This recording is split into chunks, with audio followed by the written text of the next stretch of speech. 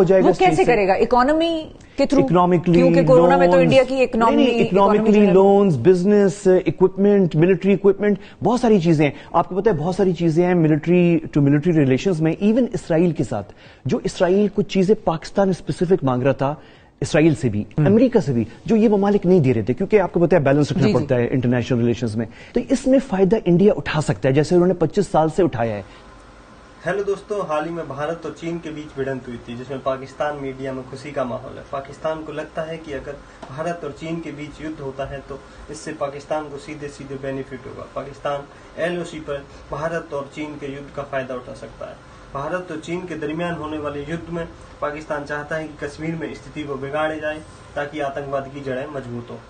دوستو آئیے دیکھتے ہیں پوری ویڈیو پر. دونوں ممالک کے فوجیوں کے درمیان لداخ سیکٹر میں ایک مرتبہ پھر کشیدگی دیکھنے میں آئی ہے، جس پر چین نے بھارت کو متنبع کیا ہے کہ وہ ان علاقوں سے اپنے فوجیوں کو فوراً واپس بلائے جہاں انہوں نے دراندازی کی ہے. چین نے کہا ہے کہ سرحدی فوجیوں کو قابو میں رکھے اور LAC یعنی کہ جو لائن آف ایکچوئل کنٹرول ہے اس کی اشتعال انگیز خلاف ورزی بند کریں. دلی میں چینی سفارت خانے کی طرف سے جاری کیے گئے ایک سخت بیان میں کہا گیا ہے کہ بھارتی فوجیوں نے پینگونگ سو جھیل کے جنوبی کنارے پر جو درہ ریکین ہے اس کے نزدیک غیر قانونی طور پر LAC کی خلاف ورزی کی ہے. چین اور بھارت میں بڑھتی ہوئی کشیدگی کی وجہ کیا ہے؟ بھارت اور چین کا فوجی ٹکراؤ کتنا سنگین ہوگا اور کیا یہ ممکن بھی ہے؟ اس پر ہم بات کریں گے. ہمارے ساتھ موجود ہیں صحافی اور تجزیہ کار جناب احمد قریشی صاحب. السلام علیکم احمد. وعلیکم السلام. احمد، یہ اب دوبارہ سے یہ سلسلہ شروع ہو رہا ہے، یہ کیا ہوا؟ یہ رک گیا تھا یہ معاملہ؟ ڈی ایسکیلیٹ ہو گئے تھے. بالکل. اچھا، کیونکہ 2 مہینے سے چل رہا ہے، 15 جون سے چل رہا ہے، تو تھوڑا سا اس میں بوریت آ رہی ہے. تو میں آپ کو شروع میں بتا دوں اس میں جو مزیدار اور انٹرسٹنگ چیز ہے، جو اس دفعہ انٹرسٹنگ اور مختلف چیز ہے، وہ یہ ہے کہ این اس وقت جب انڈین اور چائنیز ملٹری کمانڈرز بیٹھے ہوئے تھے، این جس وقت بیٹھے ہوئے تھے، 5واں اجلاس ان کا جاری تھا، یعنی 5 ٹائمز 15 جون سے اب تک 5 دفعہ وہ بیٹھ چکے ہیں. 5ویں دفعہ این جب سیٹرڈے کو بیٹھے ہوئے تھے اور میٹنگ چل رہی تھی، یہ لداخ میں پھر سے واقعہ ہو گیا. اب دونوں سائڈز جو ہیں اس پہ بتا نہیں رہے کہ اس میں کیا نقصانات ہوئے ہیں، لیکن کس نے کیا ہے اور کس نے کیا ہے، ایک دوسرے پہ الزام لگا رہے ہیں. چائنیز کہہ رہے ہیں کہ انڈین داخل ہوئے تھے، انڈینز کہہ رہے ہیں کہ انہوں نے کوئی لیک ہے اس میں قبضہ کرنے کی PLA نے کوشش کی. لیکن جو انٹرسٹنگ چیز ہے وہ یہ ہے کہ آپ کو پتا ہے تبت جو ہے وہ چین کا صوبہ ہے، لیکن تبت کے جو ایگزائلڈ لوگ ہیں جو چائنا کے وہ انڈیا میں، تو ان کا ایک ایگزائل پارلیمنٹ ہے، اس میں ایک خاتون ہے. ان خاتون کے کوئی رشتہ دار ہیں جو اسپیشل فورسز میں انڈیا کی. انہوں نے کہا AFP کو، جو کہ انٹرنیشنل نیوز ایجنسی ہے، جو ایک معتبر ادارہ ہے، انہوں نے خاتون نے بتایا انڈیا جس چیز کو کنفرم نہیں کر رہا. اب یہ میجر ڈیولپمنٹ ہے. ابھی تک جو ایک چیز کلیئر نہیں ہے اویس و شفا، اور وہ بہت انٹرسٹنگ وہ یہ ہے کہ 2 مہینے سے لڑائی تو ہو رہی ہے ان کی، لیکن اب تک ہینڈ ٹو ہینڈ کمبیٹ ہو رہے تھے. میں انتظار کر رہا ہوں کہ کب ہیوی ویپنز استعمال ہوں گے، توپیں ہوں گی، فوجی مارے گئے تھے، نہیں وہ سب، لیکن ہینڈ ٹو ہینڈ کمبیٹ، اس میں ہیوی آرمز ابھی تک استعمال نہیں ہوئے. یہ جو سیٹرڈے نائٹ ہوا ہے، اسپیشل فورسز کا آپ کہہ رہے ہیں کہ مارے گئے اور اس دوسری خاتون نے جو ہے اس کی تصدیق کی، لیکن انڈیا نہیں ایکسپٹ کر رہا. تو انڈیا اگر تو ایکسپٹ کر لیتا ہے تو پھر تو اس کو جواب دینا پڑے گا چین کو 100%، اور یہ پھنس جائیں گے.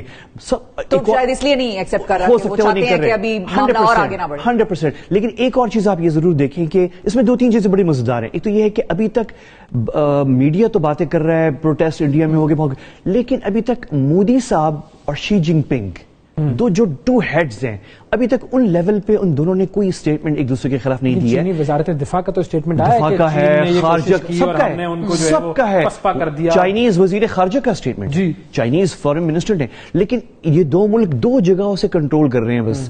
ایک جگہ یہ ہے ہیڈ آف اسٹیٹس، اور ایک جگہ کہ ابھی تک ہیوی توپیں استعمال نہیں ہوئی ابھی تک. اچھا، لیکن ایک اور چیز ہے وہاں پر اس ایریا میں چین کے حوالے سے تو یہ بات ہے کہ جو وہ سیٹلائٹ میپنگ کرتے ہیں تو بھائی بڑا اسلحہ ہے اور بڑا انہوں نے اپنا جمع کیا ہوا ہے، لوگوں کو بھی اور اسلحہ بھی بڑا رکھا ہوا ہے. تو انڈیا کے حوالے سے بھی یہی ہوگا؟ نہیں، 100%.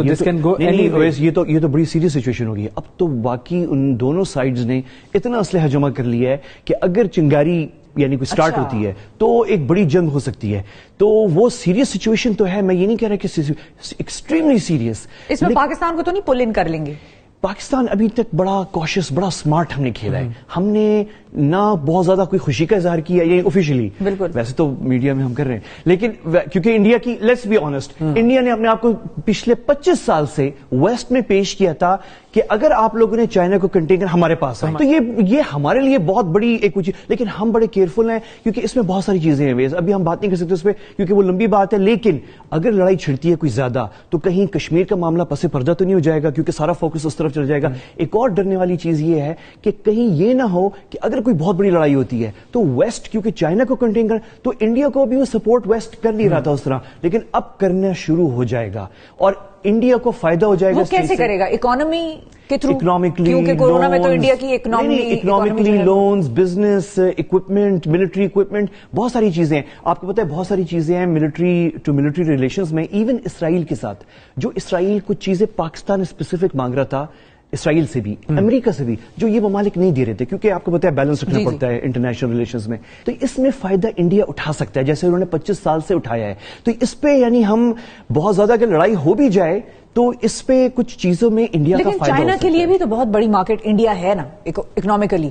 100%۔ تو ابھی تک یہ ایک اور مزیدار چیز ہے کہ اب تک انڈیا جو ہے ٹھیک ہے وہ کالز ہو رہی ہیں کہ بائیکاٹ کریں، ایپس ویپس بند کرنا الگ چیز ہے، لیکن میجر ٹریڈ وار ابھی شروع ہوئی نہیں ہے۔ چائنا کی فیکٹریز لگی ہوئی ہیں انڈیا میں، یہ بہت بڑا مارکیٹ ہے۔ تو یہ اور آپ کو پتا ہے کہ چائنا انڈیا کا ہم تو امریکہ کو کہتے ہیں نا کہ مارکیٹ اور ویسٹ، لیکن ایکچولی سب سے بڑا جو مارکیٹ جو پارٹنر ہے انڈیا کا وہ چائنا ہے۔ تو ایکچولی تو ابھی تک ان دونوں نے ایک دوسرے کو یہاں نہیں مارا اور ابھی تک ہیوی توپے، ابھی میں توپوں کا انتظار کر رہا ہوں، میں بیسیکلی توپوں کا ایکشن چاہ رہے ہیں۔ ایکچولی جب توپیں کھلیں گی اور توپیں استعمال ہوں گی ہم بیٹھ کے کہہ سکتے ہیں پھر اس کے بعد کیا ہوگا؟ شروع ہو گیا، نہیں پھر تو بڑا سیریس ہوا ہے، پھر وہ ساری باتیں کہ کتنا ویسٹ سپورٹ کرتا ہے وہ سب سامنے آئے گا، لیکن ابھی تک ہوا نہیں ہے۔ تو لیٹس سی کہ توپیں کب چلتی ہیں۔ اچھا، اب یہ توپیں چلنے سے پہلے چونکہ یہ ایک اس سے لنکڈ جو ہے وہ سارا سین تھائی کنال کا بھی ہے کہ اب جو چائنا جو ہے وہ تھائی لینڈ کے ساتھ مل کر تھائی کنال کے اوپر کام کر رہا ہے، وہ کتنا افیکٹ کرے گا چائنیز اکانومی کو، کیونکہ وہ تو ان واٹرز تک ایکسس چاہ رہا ہے اور ایزی ایکسس مل جائے گا، اور تھائی لینڈ بھی کوآپریٹ کر رہا ہے اس میں۔